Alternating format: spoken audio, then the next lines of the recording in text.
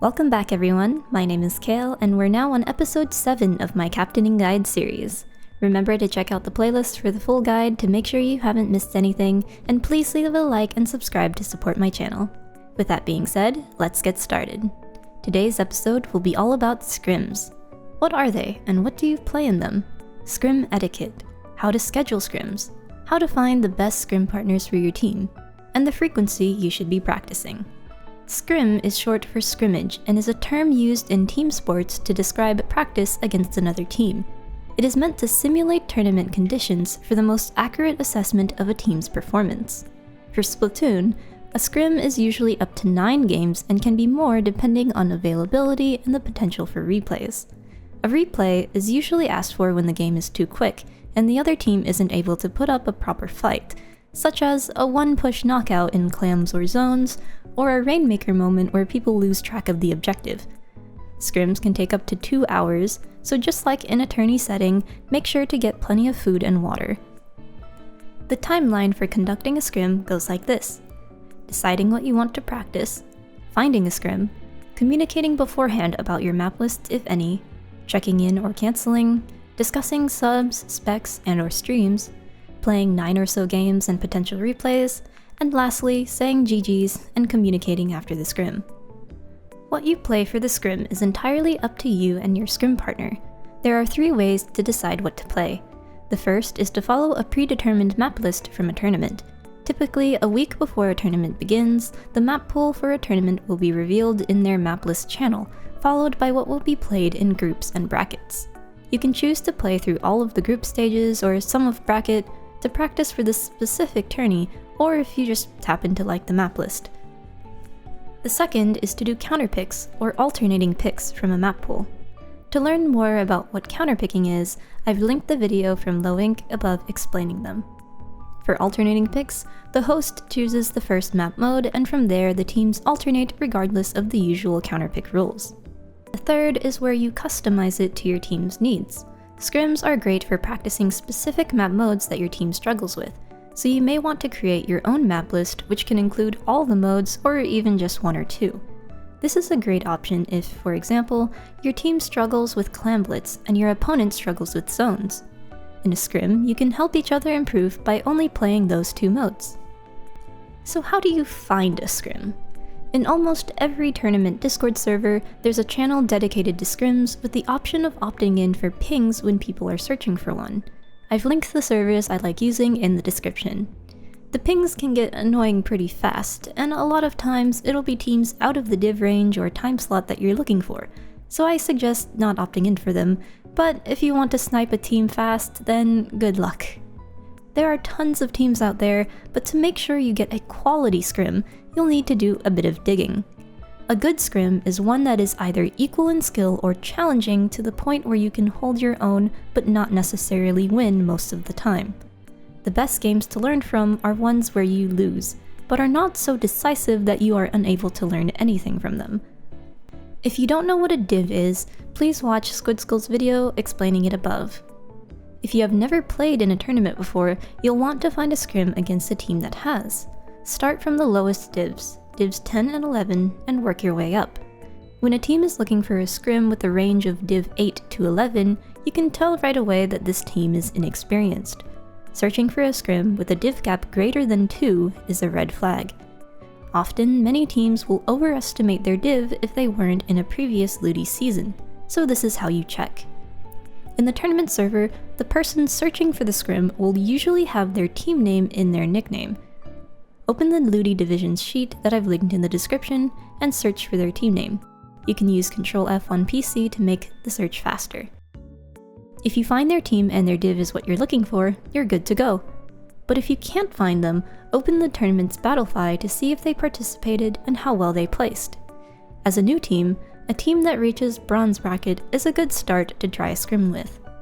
Alternatively, if you're not afraid to DM people, you can ask the person directly what their tourney placements are like. You are free to scrim another undiv team, just remember that you can't really get an understanding of your skill that way. You won't be able to give yourself a div estimate until you have participated in a tournament. I will go over how to play in tournaments in my next video.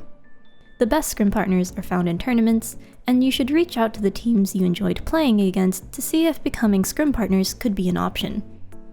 When making a Scrim post, make sure to specify the time that you're looking for in advance to increase your chances of finding a team. I've linked the Discord to timestamp converter in the description. Simply put in the start time in your time zone, select short time, and paste it into your message.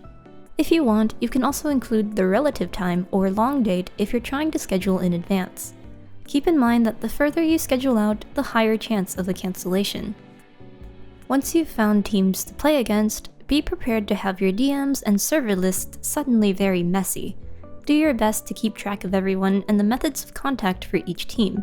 Some prefer DMs to their co-captain or scrim manager, others want you to announce in their server that you want to take a slot for the week. Make folders in Discord to manage the servers, and maybe note down the usernames of the person to DM for each corresponding team. They can build up fast, so starting off organized will help you in the future. Scrim etiquette is something people don't talk about, but I hope to make it a standard with this guide.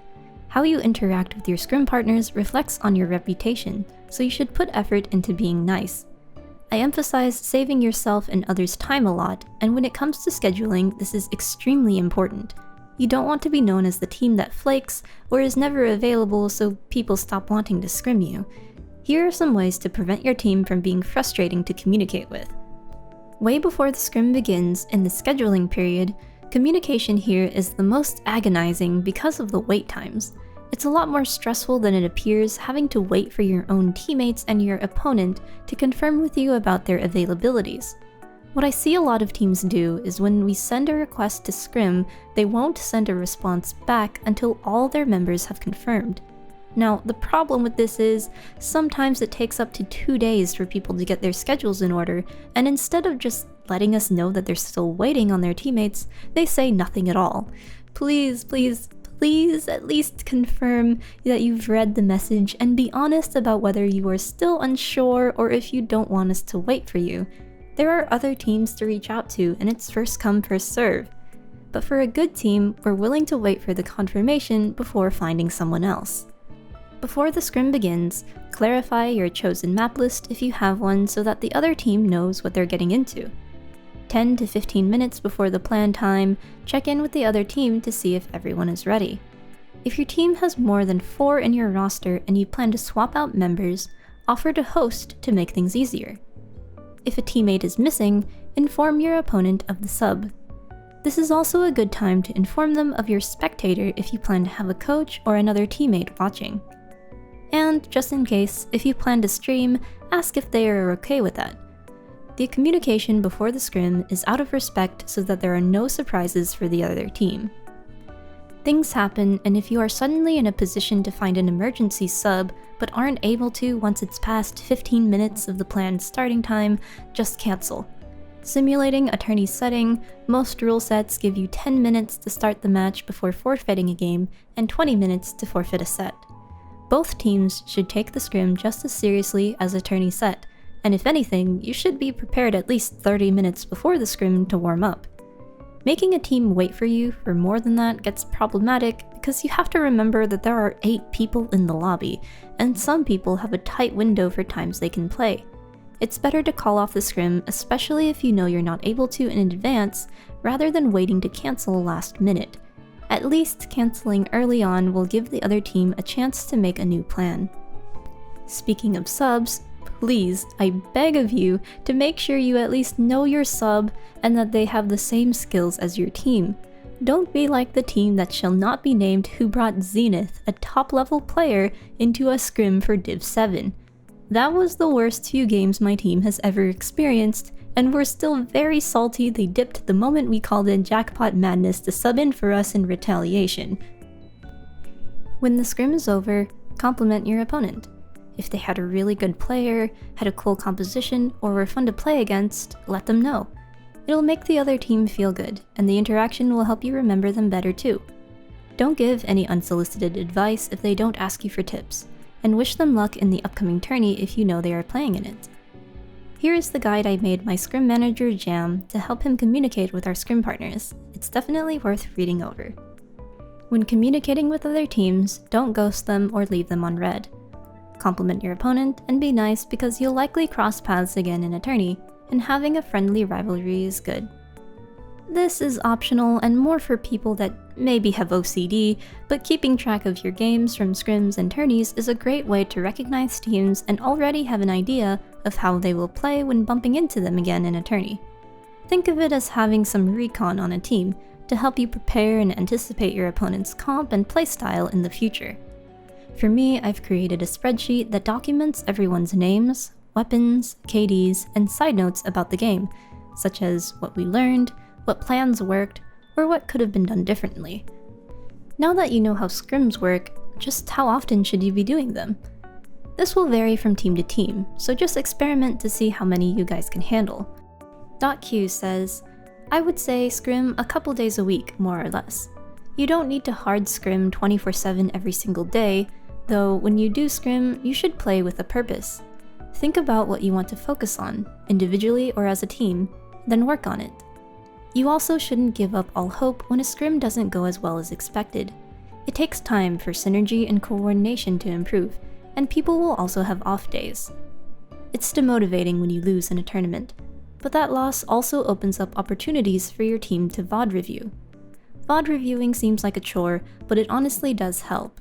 You become self-aware of your mistakes, and that leads to you making better decisions in-game. You can also create strategies for certain comps you're running. For my team, we try to do up to 2 scrims when there are 1 or no tournaments for the week, and only 1 scrim when there are 2 tournaments in the same week. We don't want to overwhelm ourselves with exhaustion over tourneys and too many scrims, with not enough time in between to process what we've learned from the replay review session. Then we have our 2v Tuesdays or serious opens, sometimes combined with sendo queue, and of course, be sure to reserve 1 day a week for team bonding. Depending on your team's availability, you may only be able to do 1 scrim a week, but that's okay too. Every team is different, and how you gauge progress will also vary. As long as you are consistent with dedicated practice days, you'll do just fine. Here's some more input I received on tips for practicing. You can pause the video to read them fully. The best VOD reviews are done with a coach who can teach what your team could have done differently in a situation where you are stumped on how you can improve. I'll go over how to find the right coach in a later video. That's about everything when it comes to scrims. Please like and subscribe if this video was helpful for you, and be sure to stay tuned for the next video where I will teach you how to play in a tournament. Thanks for watching, and I'll see you next time.